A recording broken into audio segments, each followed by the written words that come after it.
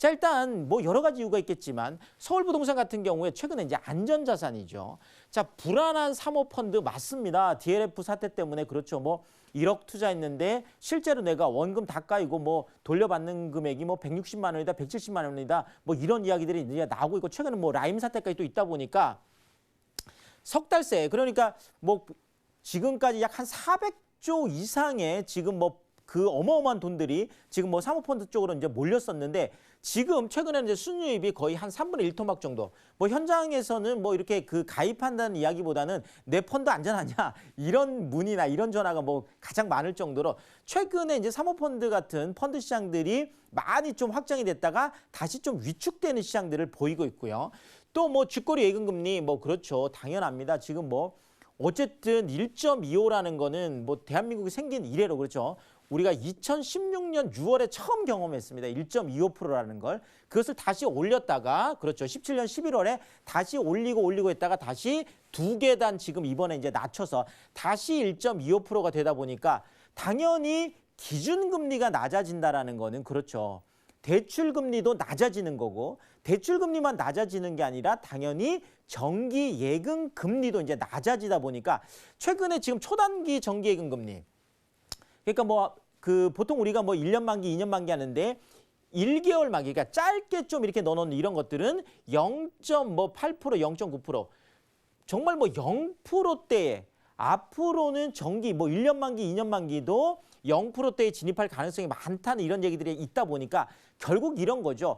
조금 내가 고수익을 보기 위해서 펀드 쪽으로 들어가셨던 분들 아 이거 굉장히 좀 위험할 수도 있겠구나라는 걸 이번에 좀 깜짝 놀라신 부분이고 지금 그냥 안전하게 정기 예금 이자 쪽 그러니까 정기 예금 쪽에만 계속 머물러 계셨던 분들은 아 이렇게 계속 금리가 지금 낮아지는 저금리 상황이라는 게 잠깐 있는 상황이 아니라 계속 낮아지는구나. 아 내가 정기 예금만 가지고는 뭐 정말 이자 생활로서 내가 뭐 노후나 이런 것들이 안 되겠구나. 이런 이제 걱정들이 이제 많다 보니까 최근에 많은 분들이 이렇게 생각을 하는 거죠.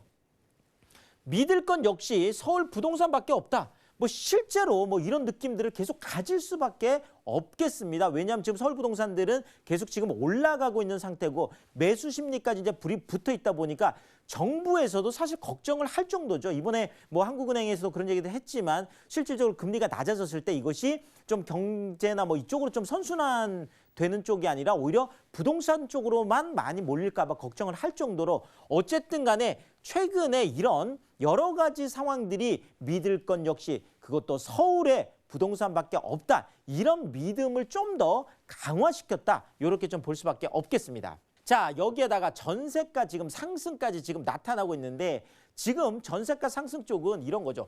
전세 수급 지수가 무려 147.3이나 됩니다. 지금 어마어마한 숫자죠. 그러니까 전세를 구하려는 사람들이 전세 물량 나와 있는 거하고 비교를 해보면 지금 구하려는 사람들이 이쪽도 엄청나게 많다는 거죠. 이런 부분도 지금 실질적으로 부동산 가격 상승의 요인들이 되고 있는 거고요. 자, 전세가 상승을 하니까 물량이 쏟아졌던 지금 강동 같은 경우에 뭐 내년 2월까지 지금 15,000세대가 지금 입주를 지금 계속하고 있습니다. 그래서 엄청나게 떨어질 거다. 송파 헬로시티 보면서 우리가 그랬었잖아요. 자, 그런데 지금 강동 쪽 같은 고덕 그라시움 같은 경우에 84제곱미터 33평형이 뭐 처음엔 4억 5천, 5억 뭐 요렇게 했던 건 최근에는 6억 뭐 많게는 6억 5천까지 물량이 쏟아지는데도 전세가가 올라가는 이런 지금 현상들까지 나타나고 있다는 거죠. 자, 이렇게 매매가 상승에 대한 기대감이 높고 전세가 상승 자체가 실질적으로 받쳐주다 보니까 국토교통부에서 최근에 발표한 걸 봤더니 갭투자 그렇죠. 전세를 안고 투자하는 비율이 실제로 그냥 투자하는 것보다 엄청나게 높았다는 거죠. 57.8% 그러니까 절반 이상 거의 60% 가까이가 전세를 안고 투자하는 갭 투자의 성향들이 강해졌다는 거고 강남 4구 같은 경우에는 64%가 이렇게 됐다는 거예요. 엄청난 거죠. 자, 결국 우리가 전망 키워드를 보자면 기대감이죠. 그러니까 매매가가 계속 올라갈 것이라는 기대감, 전세가가 계속 올라갈 것이라는 기대감, 이것이 계속 상승을 이뤄내고 있는 거고요. 더더구나 동반상승, 그렇죠. 매매가와 전세가가 같이 상승하고 같이 상승할 거라는 이런 기대감들이 이것을 만들어내고 있고 더더구나 투자 수요, 그렇죠. 실수요, 올 초까지만 실수요만 움직였는데 이제는 투자 수요들까지 나타나면서 더더구나 이제 저금리가 되면서 금리가 낮아지고 대출 금리가 낮아지다 보니까 이제 투자 수요까지 많이 몰리면서 결국은 지금 뭐 올 말이라든지 내년 같은 경우에도 계속 서울 쪽의 부동산 가격이 상승할 수밖에 없는 요인들이 계속 상존하고 있다. 이렇게 정리를 드리겠습니다.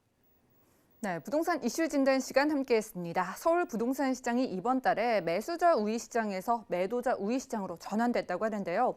서울 아파트값 15주 연속 상승 중이고요. 그리고 전세값도 올라가면서 갭 투자 늘고 있는 상황이라고 합니다. 이런 시장 속에서 여러분들 좀 전문가와 대응 전략 세워보시면 좋을 것 같은데요. 무료 세미나가 준비되어 있습니다. 아래 정보 확인해 주시죠.